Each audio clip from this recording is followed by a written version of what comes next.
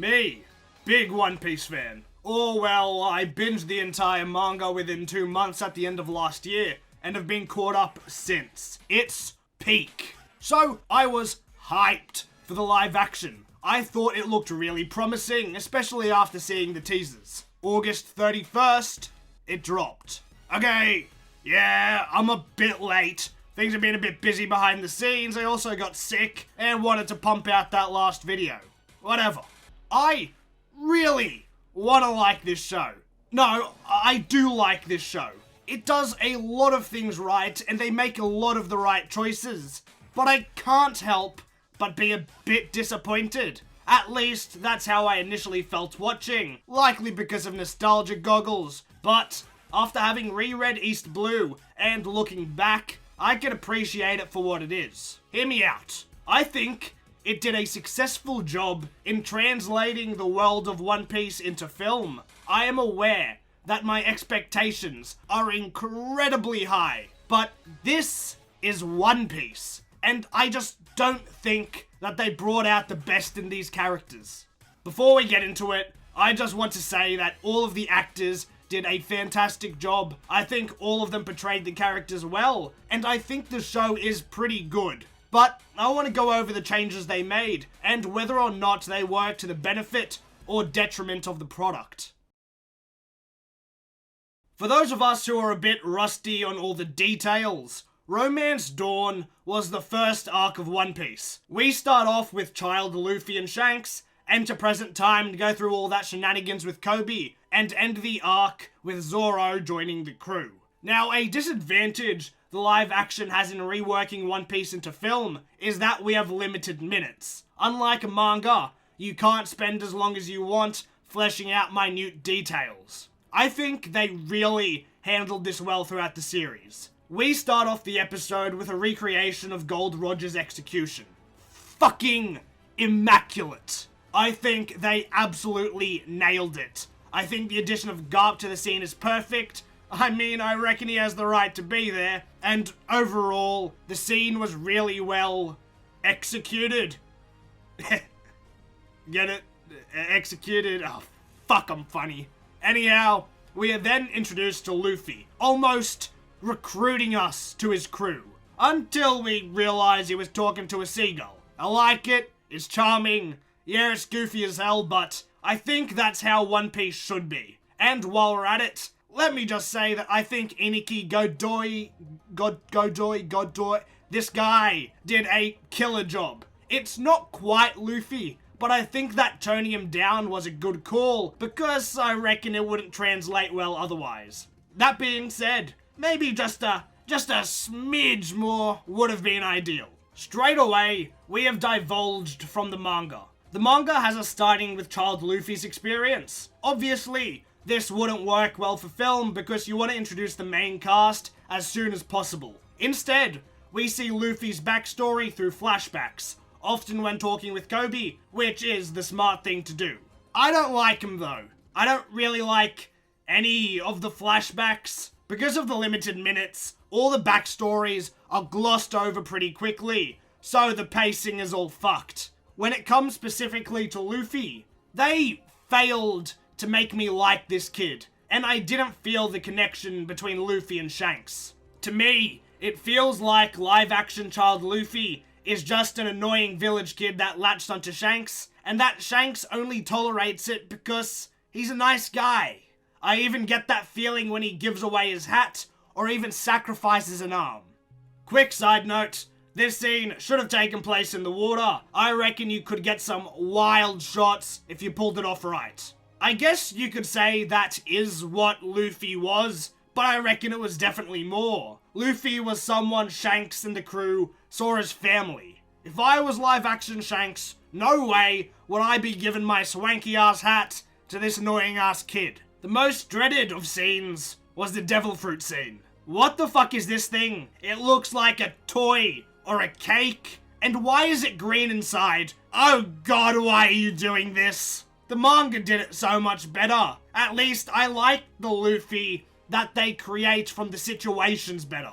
I prefer a Luffy that casually eats the gum gum fruit thinking it was his dessert, over having him go out of his way to eat Shanks' most expensive treasure after throwing a tantrum. Also, while we're here, I'll talk about Shanks' crew. Yasopp is great, and I didn't mind Black Lucky Roo, but they did my boy Ben Beckman dirty. He looks like a fucking retired 80s rock guitarist. Anyways, back to the present. Luffy gets in the barrel and finds himself on Alvida's ship. This is all done well. I think Alvida did a great job, but I can't wait for Alvida to go from Gorlock to supermodel and destroy the internet. Kobe is also just consistently great throughout the season, but he should have stuck true to the source and called Alvida a bitch. After escaping the Alvida pirates, we are then introduced to both Zoro and Nami. I think it was a very smart decision to add Nami in earlier. You want to get all the main cast together sooner rather than later. Plus, Nami's introduction wasn't important in the manga and could have happened anywhere, honestly. While we're talking about her, Nami was awesome in this episode. Unfortunately, I can't quite say the same about Zoro. Instead of meeting Zoro strapped to the post, they all wander into a bar. Here, an abridged version of the Helmeppo conflict takes place. Some random kid who doesn't know Zoro and is meeting him for the first time makes him some chocolate rice balls. She accidentally bumps into Helmeppo, who goes all Helmeppo on her ass. Then Zoro's all like, delicious. Let's take a moment to appreciate Helmeppo, by the way. He is fucking out of this world. The vital difference between this and the manga, however, is location, context, and the impression this leaves on Luffy. In the manga, Zoro had already been strung up to the post for 9 days in order to protect this girl, operating on the belief that Helmeppo would drop it all if he could survive a month without food or water. This shows so much about his character, his generosity, his resilience, his self-confidence, and most importantly, it leaves an impression on Luffy. Despite having heard all these terrible things about Zoro, he instantly wants him to join his crew after seeing his display of kindness and gratitude. Luffy had yet to see Zoro in combat. Luffy then goes to find and return Zoro's katanas to him. On the contrary, live-action Zoro's first impression to Luffy was, good fighter. After he beats the shit out of a bunch of Marines with no sword style. Afterwards, he ends up on the post after Captain Morgs does a cheeky bit of blackmail. Luffy busts him out, only for him not to get lost. Missed opportunity, Netflix, come on! Instead, he gets his katanas for himself. In essence, the live action casts a very shallow, edgelord equivalent of Zoro. Delicious. Not his stubbornness, not his unbreakable drive, not his banter. I think they tried too hard to make Zoro this cool and cold bounty hunter, which is fine, but it was never the one-liners or swag that made Zoro cool. It was his choices and actions. I don't think they gave Zoro these opportunities in the live.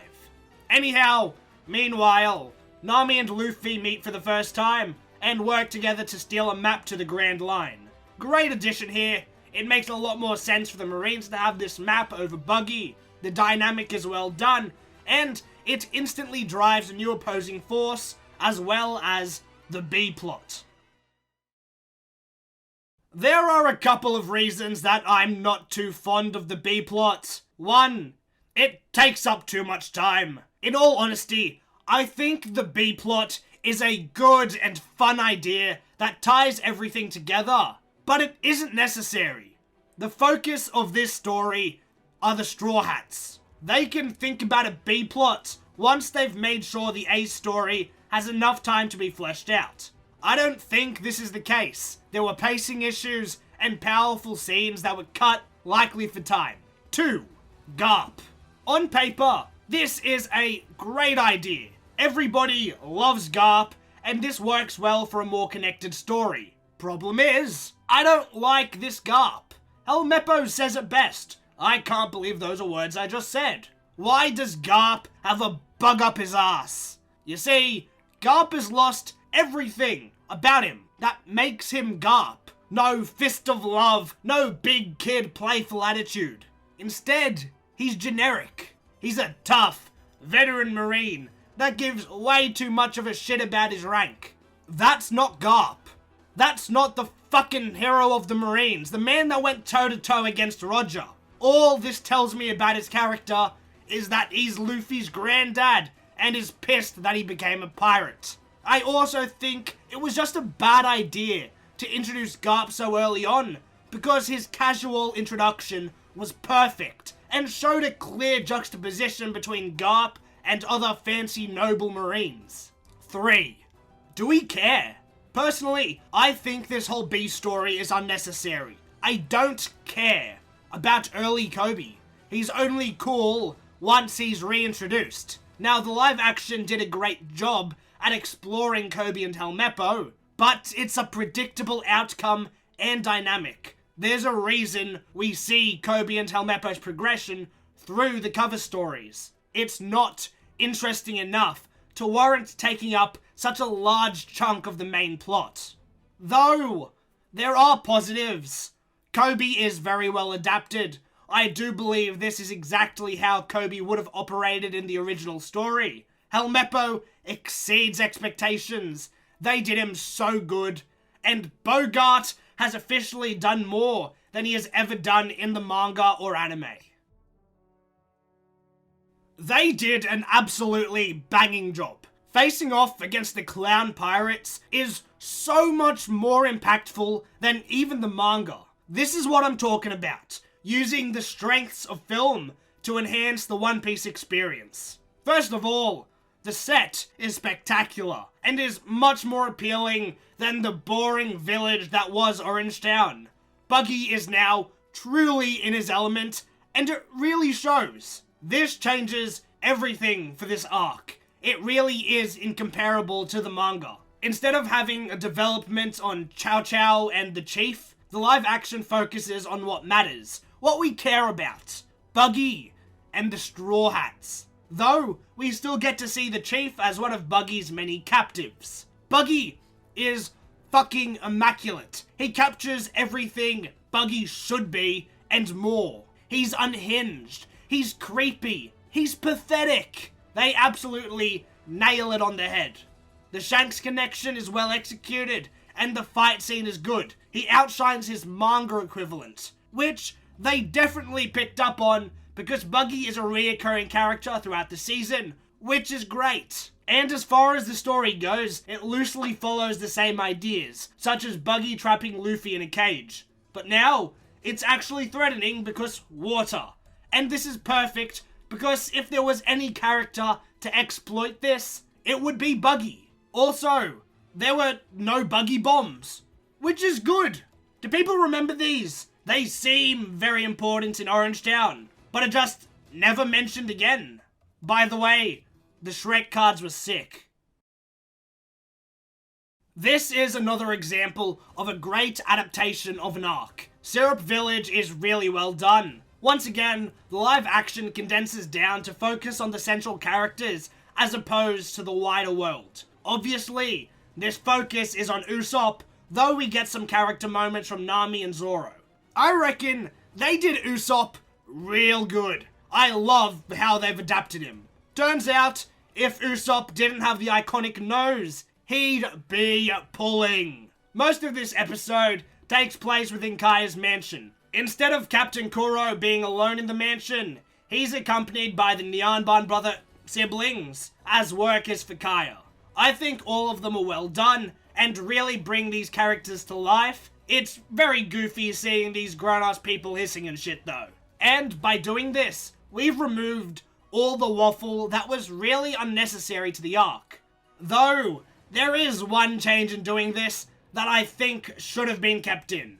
Django. Look, I get it. He's a generally unimportant character, but removing him makes Kuro's plan seem questionable at best.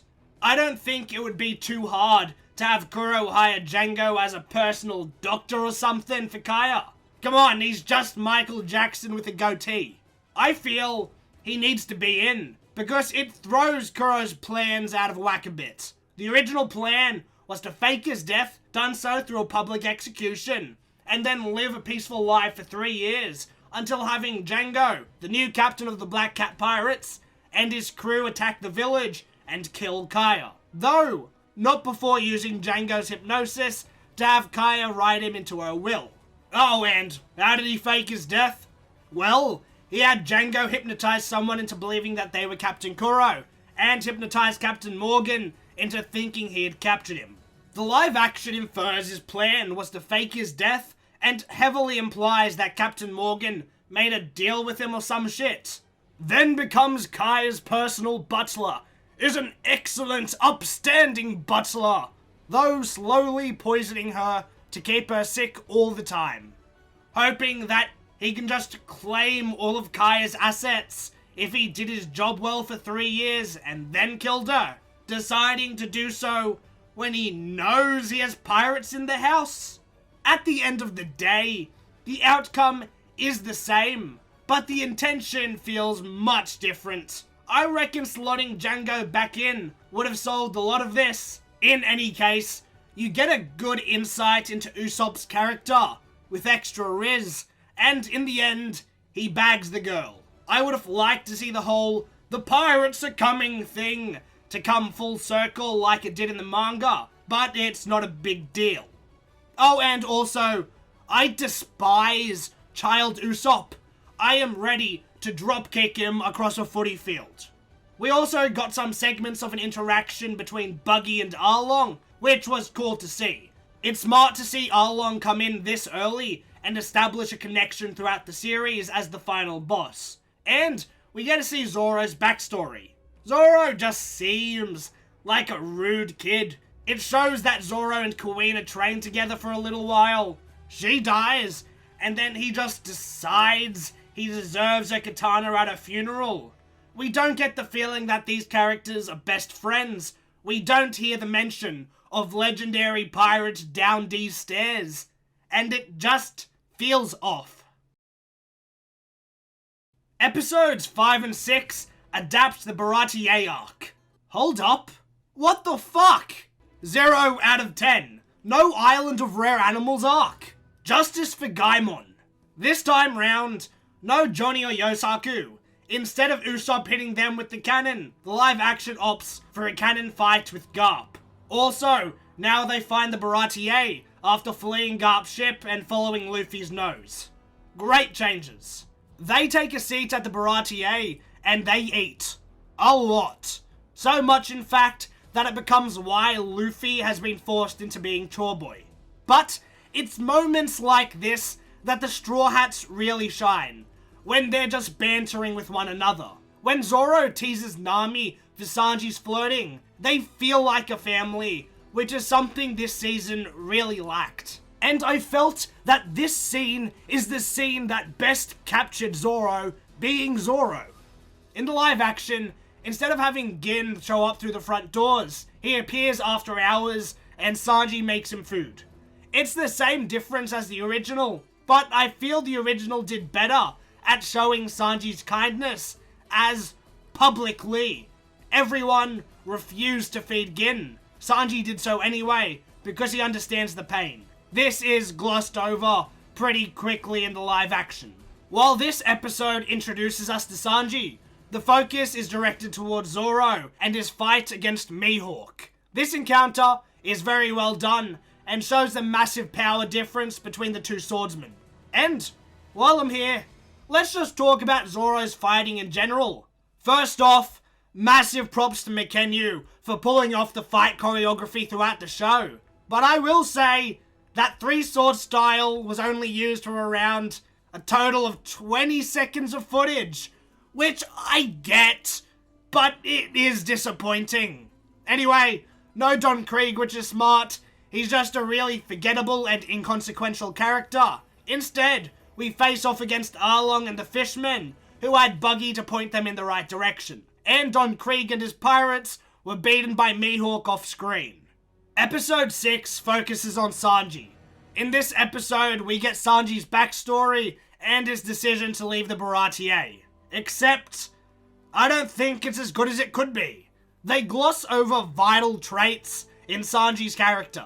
Okay, they fixed the issue with his simpiness, But Sanji is so much more than that. We don't get to see his willingness to throw his life away and sacrifice himself, or his sense of responsibility. This is something where the live action should have an advantage in culminating these characters and the situations you put them in. The power of foresight. We know what's happened in Sanji's past, but they didn't capitalize on this knowledge.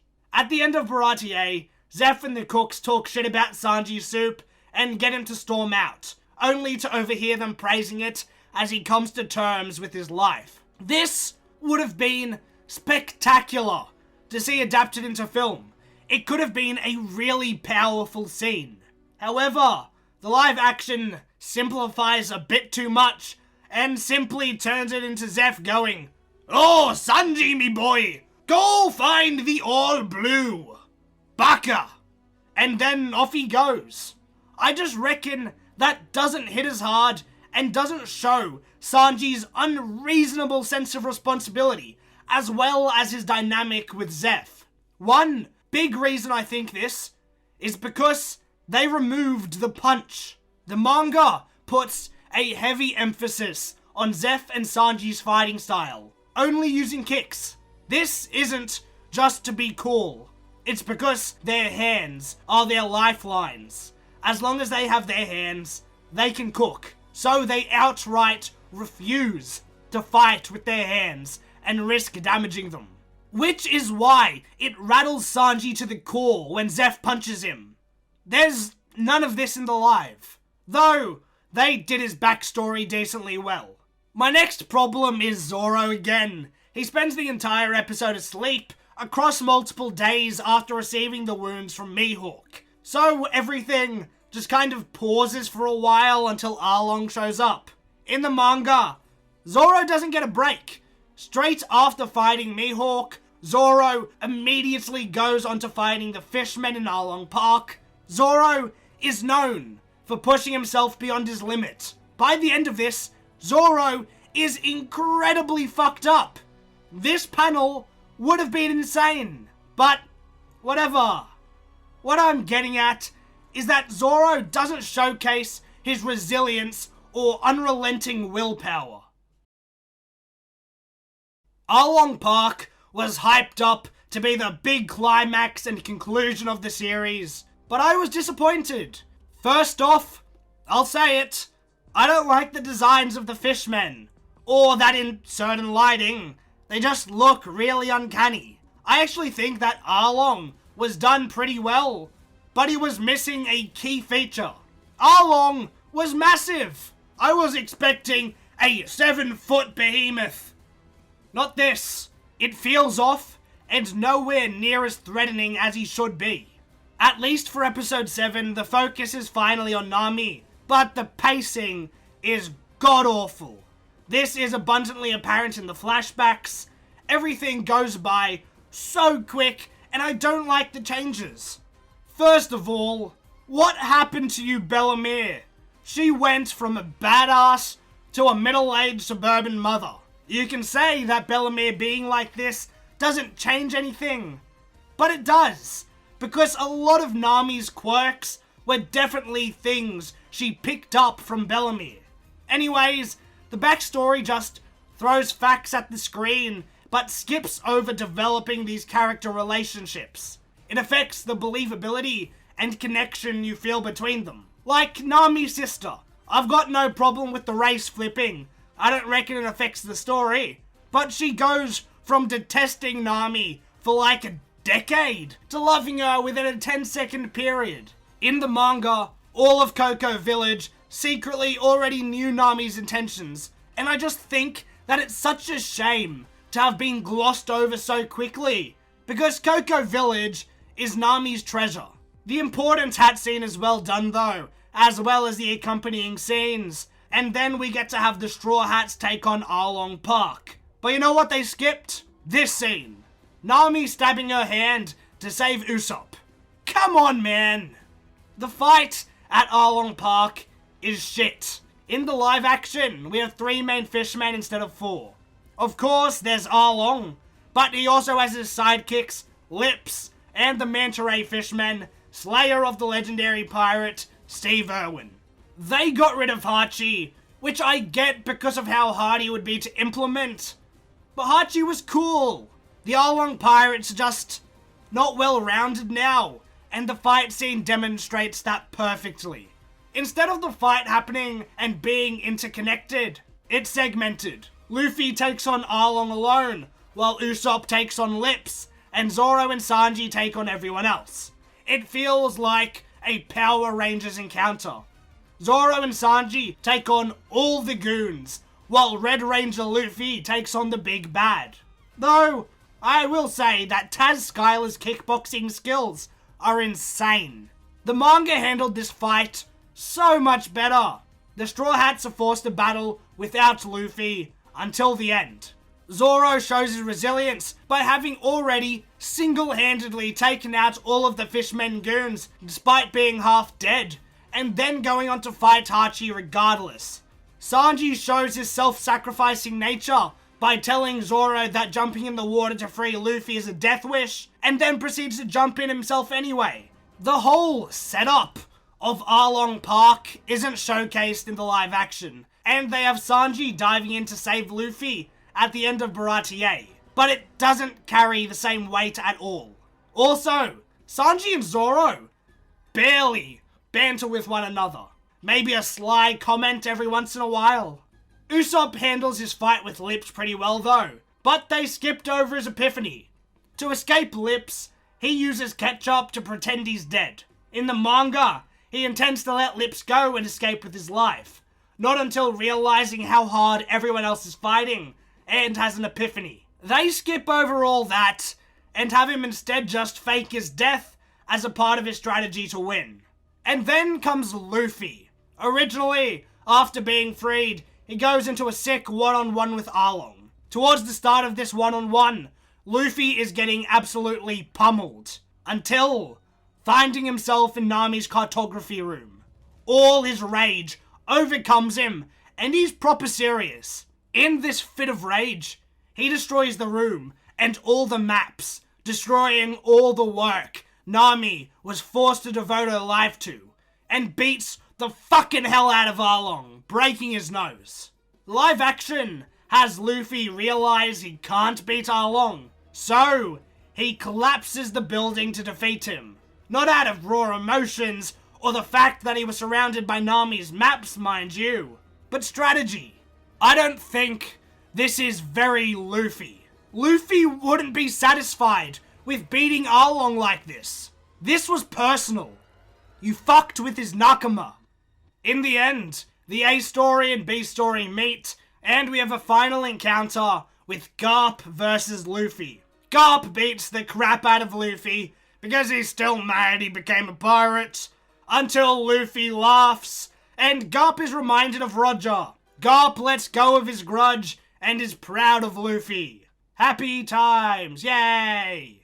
The Straw Hats board the Going Merry and head for the Grand Line. They do the barrel thingo, which was really well done, and end the season with a smoker teaser. Done. All in all, this was a good show. It succeeded in its job at bringing in a Western audience, and it was well adapted. Both One Piece fans and newbies alike can enjoy it. My only gripe is that some of their choices diminished some of the chances the cast had in expressing the depths of these characters. Oh, and also, every character is way too clean. Like, come on, they're pirates. Slap some grease on there. Alright, well, that's about it. See ya.